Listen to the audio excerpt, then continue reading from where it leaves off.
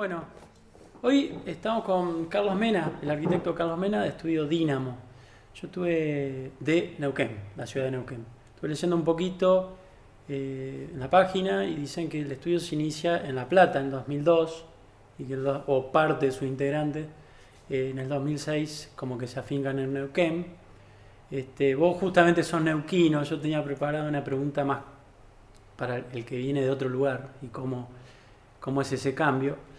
Pero lo primero que se me ocurría como pregunta, sobre todo para nosotros, en el cambio tan fuerte de paisaje, de características de todo tipo, pero climáticas, visuales incluso, ¿cómo es digamos, qué es la Patagonia como desafío proyectual? ¿O cuáles son los mayores desafíos de ese paisaje para ustedes a la hora de proyectar? Sí, en realidad para nosotros fue como volver a... Nosotros iniciamos en La Plata, porque estábamos estudiando ahí, éramos un grupo de 5 arquitectos.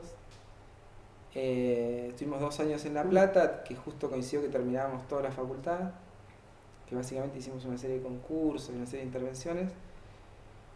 Y ya en ese primer año quedamos 3 arquitectos, que rápidamente se incorporó Lorena, que también era egresada de La Plata, y nos mudamos a Buenos Aires.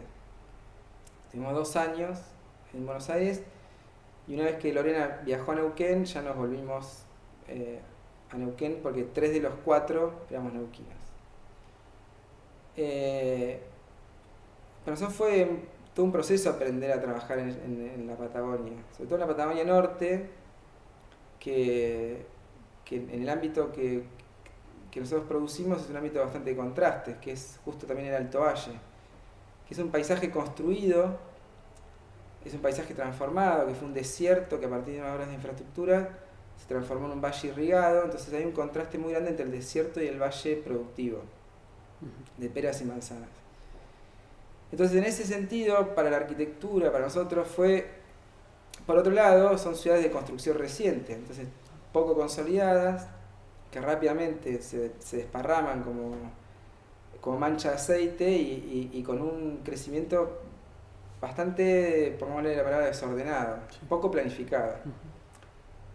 Y entonces en ese sentido, nuestro aprendizaje fue empezar a como a domesticar un poco ese clima.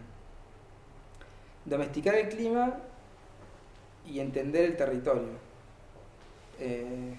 Porque el clima son variantes que son casi mensurables, temperaturas, amplitud térmica, viento, nieve, lluvia, mucho calor en verano, mucho frío en invierno. Entonces, de alguna manera eso lo podés ir controlando bastante porque es una cuestión más mensurable. Ahora, cómo uno aprende a transformar eso en material de proyecto, nos costó un tiempo. Pero entendemos y que fue también un aprendizaje colectivo, porque en definitiva también empezamos a aprender de otros arquitectos que empezaron a ver qué hacían para poder conseguir mejorar las condiciones de habitabilidad. Pero en definitiva nos dimos cuenta que subiendo una de las mesetas aterrazadas que tenemos en ese valle, cambia mucho el clima en 1 kilómetro. O sea, entonces, tampoco que con una pequeña receta resolvías el problema. A partir de ahí nos dimos cuenta que el gran tema para nosotros era la luz. La luz era el tema que nos podía permitir empezar a producir una arquitectura y controlar esa luz y domesticar la luz y darle lugar a que la luz active temas de arquitectura. Fue el punto con el cual nosotros empezamos a trabajar proyectualmente. Entonces no era solamente esto que hablábamos, no era solamente decir, bueno, cómo trabajar con la luz, cómo tamizarla, sino que esa luz nos ayude a nivel proyectual a darle consistencia a las obras, a generar efectos en las obras, a que la materialidad tenga alguna incidencia a partir de la luz. Pero creo que con la luz fue como el tema. Y el otro punto son los patios. En climas desérticos los patios colaboran, siempre van a colaborar. Y eso es un conocimiento que no es nuestro. En cualquier lugar desértico, las casas con patios, entonces tampoco era una... Entonces las dos cosas fueron como los temas que más intentamos desarrollar.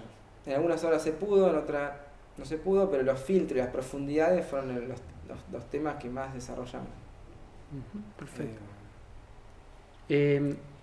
Hay una parte que ustedes hablan sobre ciertas posturas de su accionar, digamos, disciplinar, y me gustaría preguntarte cómo caracterizan a la época de actuación, porque hay un escrito sobre eso, qué es la época actual para ustedes respecto a la arquitectura, ¿no? A lo que se ve, a lo que se hace, a lo que se construye. Sí, dos cuestiones frente a eso. Hay una condición, la arquitectura actual es como que hay una necesidad permanente por ser original. Y nos formamos con esa idea de que el arquitecto tiene que estar permanentemente trabajando con la hoja en blanco. Cuando nos desprendimos de esa condición y empezamos a entender que hay 2000 años de arquitectura para aprender y que no arrancas con la hoja en blanco y que digamos que hay mucha arquitectura con la cual uno puede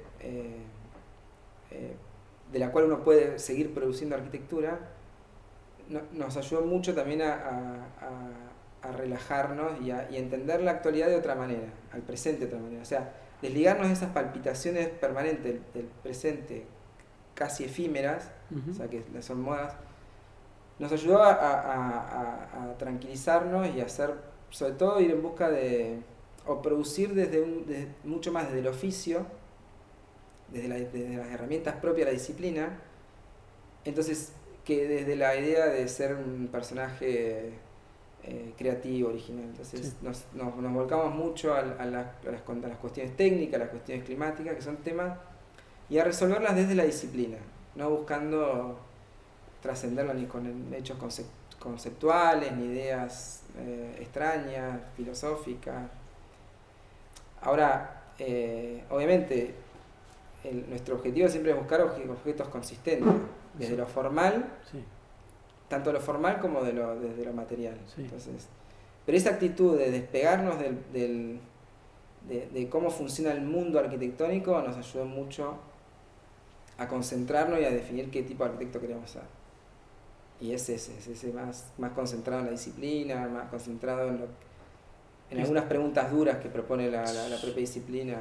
Eso hace que tengan como una estabilidad en el tiempo también, en cuanto a su práctica. Claro, también empezamos a reconocer que la arquitectura que más nos gustaba era la que de alguna manera había esquivado los embates del tiempo. Los embates del tiempo en términos de lectura epocal, es decir, de que no lo reconoces de qué época es. Entonces los que son valores casi atemporales. Entonces también empezás a reconocer que la arquitectura que más te gusta son las que contienen esos valores que trascienden el tiempo. Entonces creo que también es una falencia de las facultades, de qué arquitectos producen, que están permanentemente hostigando para que sean genios y que cada vez tengan cosas más originales y finalmente es una presión que se lo soporta muy poco. Sí, vivimos, yo a veces también he hablado de esto con algunos otros invitados, que vivimos bombardeados por una información visual, generalmente visual, ¿no? De consumo, claro. De arquitecturas que ni sabemos quién las produce, a veces pasa uno, pasa el otro, y eso es algo que, digamos, que en lo que uno puede caer hay que tener cierto cuidado también. Lo que pasa es que es una tentación que está siempre latente ahí, o sea, es una trampa del sistema también. Sí. Que te está bombardeando y vos muchas veces sos permeable a esa condición, pero creo que nosotros como arquitectos y por el rol que tenemos dentro de la sociedad, perdido, recuperado, después lo hablamos, pero necesariamente tenés que hacer una pausa y definir un poco para dónde querés ir. Si no, finalmente terminás siendo que eso nos pasó los primeros años, siendo como muy incomprendido. Uno cree que el mundo no te comprende tu genialidad, y entonces también ahí hay un punto que el sistema necesita reproducir y que uno cae muy rápido en esa trampa.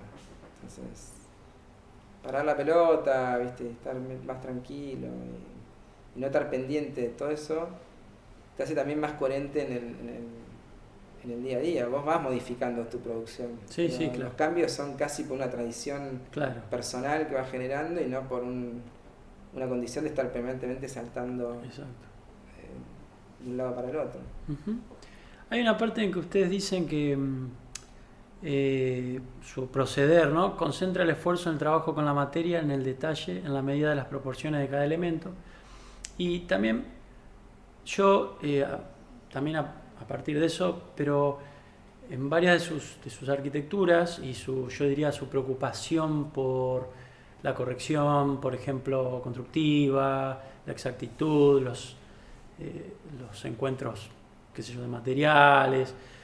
Veo que también hay, no sé, decime si ustedes se concentran en cierta cuestión técnica del objeto, como un artefacto que funciona técnicamente, que es eficiente en lo técnico. La condición técnica está presente desde el minuto 1, o casi desde el minuto 1. Entonces siempre está el hecho constructivo, está permanentemente puesto en tensión en el proyecto. Lo que sucede es que finalmente, y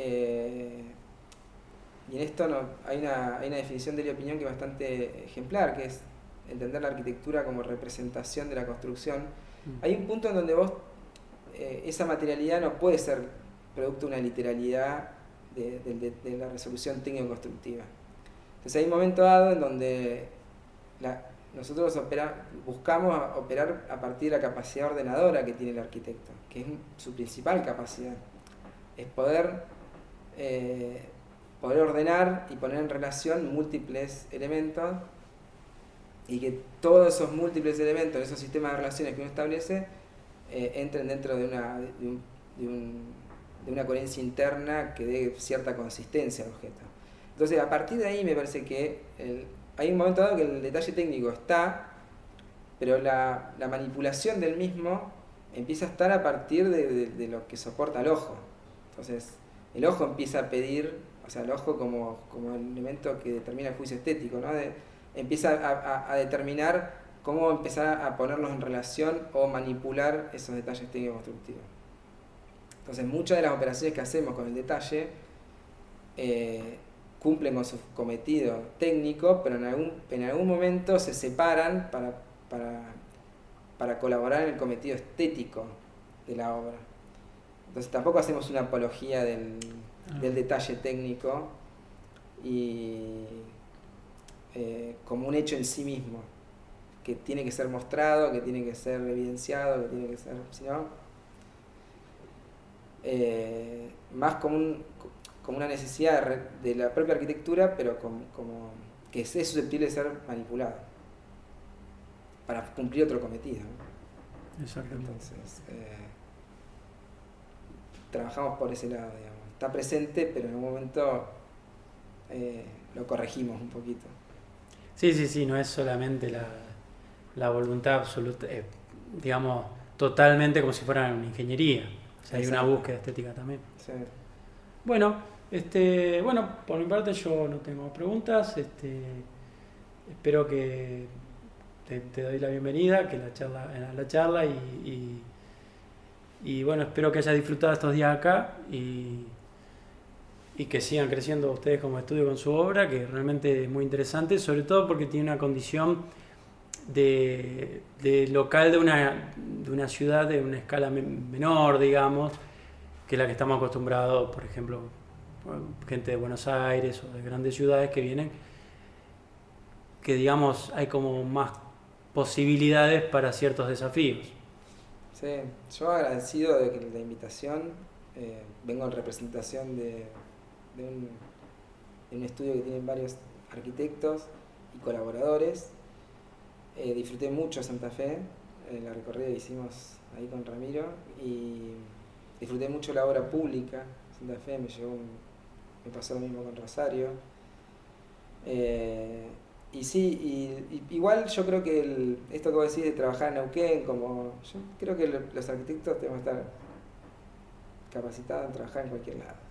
Sí. Es lo mismo. ¿Se puede? Porque yo a veces me pregunto, no sé, tal vez sí, hay quien puede tener esa versatilidad de adaptarse a muchas situaciones. Pero a mí, en lo personal, ¿no? Sí. A mí me costaría bastante porque creo que me costaría mucho tiempo entender algunas cuestiones propias de lugares. No, lleva tiempo. Lo que pasa que, insisto con el tipo de arquitecto que querés ser y la formación que,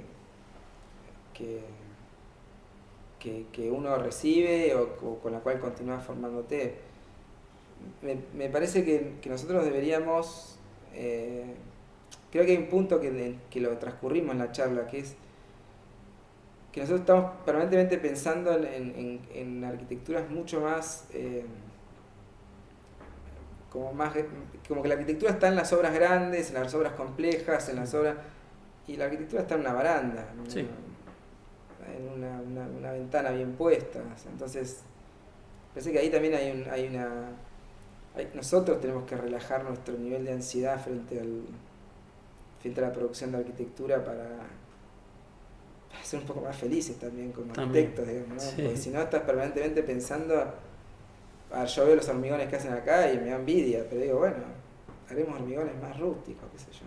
sí, que pueden ser también El tema es que el muy proyecto lindos. soporte esto que estamos hablando, que soporte el tiempo, que soporte el clima, que pueda mutar, o sea, que tenga otra. Y en ese sentido yo creo que puedes trabajar en cualquier lado que podría hacer buena arquitectura. Puede ser. Bueno, bienvenido y muchas gracias. Muchas gracias. Bárbaro.